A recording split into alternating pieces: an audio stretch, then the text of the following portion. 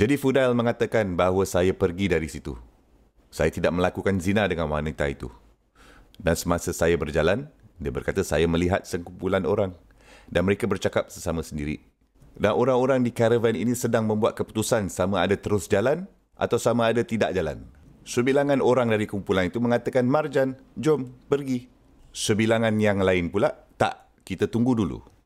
Mengapa mereka mengatakan tunggu? Sebab mereka berkata, fa inna Fudail ala tariq.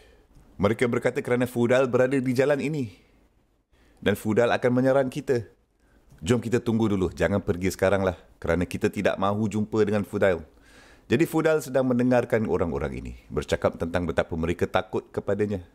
Sekumpulan orang Islam. Sekumpulan orang beriman. Sekumpulan hujaj mungkin. Dan mereka tidak mahu bertemu Fudail. Dan mereka takut pada Fudail. Dan itu pada dasarnya adalah perkara utama mereka pertimbangkan sama ada mereka mesti tunggu atau tidak. Jadi Fudail berkata, Faja'altu abki. Aku mula menangis dan aku pegang janggut aku. Dan aku berkata semasa aku memegang janggut aku, Ana billaili fil ma'asi. Wa qawmu minal muslimin hahuna yahawfuhuni. Dia mengatakan bahawa pada waktu malam, aku menghabiskan malam aku dengan membenamkan diri aku dalam keingkaran pada Allah Subhanahu wa taala. Dan kamu mempunyai orang Islam yang takutkan aku pada waktu siang.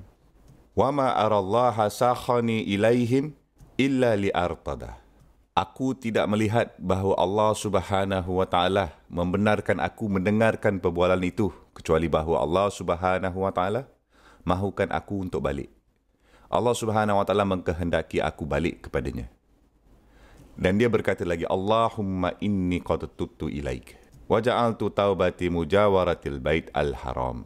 Dia berkata, ya Allah, aku telah bertaubat kepadamu dan aku telah membuat taubah aku untuk tinggal di samping al-Masjidil Haram.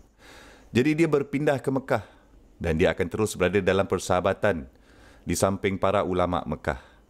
Dan dia tinggal di hadapan Kaabah sehingga akhirnya dia menjadi mufti Mekah, subhanallah. Dan menjadi Imam Al-Haramain. Dan Fudail radhiyallahu ta'ala anhu, sebelum dia melakukan itu, dia sebenarnya menghabiskan masa dia untuk berkunjung setiap mangsa. Semua orang yang dia ingat, yang dia rompak dari, dia pergi kepada mereka dan dia mengembalikan barang-barang mereka. Dan dia meminta mereka untuk pengampunan.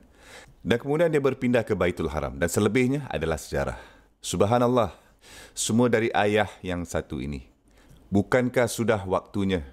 Bukankah sudah tiba waktunya? Bukankah sudah tiba waktunya? Allah Subhanahu wa taala sentiasa bertanya setiap satu dari kita.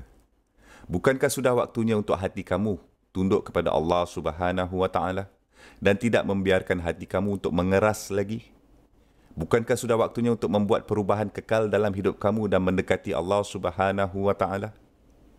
Kita semua bukannya akan menjadi ulama seperti Fudail radhiyallahu anhu, tapi sekurang-kurangnya kita boleh menjadi orang yang beriman, yang berada dalam rahmat Allah Subhanahu wa taala, yang berada di kalangan teman-teman yang baik, orang-orang yang beriman dan orang-orang yang siddiqun dan syuhada dan anbiya pada hari penghakiman. Oleh itu kita meminta Allah Subhanahu wa taala untuk mengampunkan kita. Dan kami meminta Allah Subhanahu wa taala untuk tidak menjadikan kita dari orang yang tidak peduli. Dan untuk membolehkan kita untuk menjawab panggilan itu. Dan mengizinkan kita mati atas panggilan itu. Allahumma amin.